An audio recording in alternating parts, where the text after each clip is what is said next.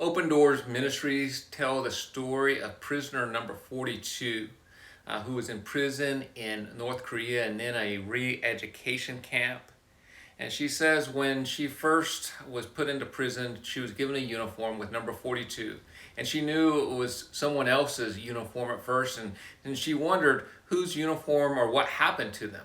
Were they put to death? Or what happened to them? But she put on the uniform, and then she says, your name is the first thing they take, then they take your freedom, your health, the presence of other people, they take your clothes, your hair, they take away daylight, drip by drip, like a faucet slowly running, you're left with nothing but your own mind and body. Both of those will eventually be stamped out by this place. And she was at 8 o'clock in the morning. They call out your number, her number being number 42. She would stand up. She's not allowed to look at the guards. She had to put her hands behind her back. And then they would take her to a room. And there they would beat her and kick her, hit her so hard that her ears would be ringing. They would ask the same questions over and over. Why were you in China? Where did you meet? Where did you go to church? Did you have a Bible? Did you meet other South Koreans? Are you a Christian? And then they would take you back to your cell, which was basically a small little cage that was barely big enough for you to lay down. It was cold in the winter and hot during the summer.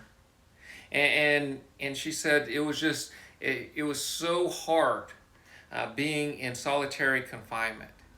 And so all that she would do each day is she would pray, and she would pray and sing.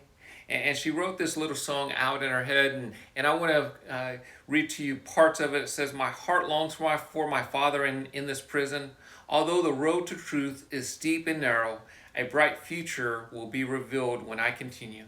Without faith and calamity will strike this road. Allow me to go forth toward the fortress. Although there may be much grief and complications, how could I follow in the footsteps of my God? With tears, my heart longs for my Father in this prison. Father, accept this sinful daughter. Please protect me in your mountain fortress under your shield. Take me under your wings of peace. Father's voice that comes from the sky, guide me to your blessings each day. Many of us, we can't imagine what prisoner number 42 is going through. But she continues to pray, and she continues to worship in that prison cell. Would you take time to pray for prisoner number 42 and all of those who are in prison right now?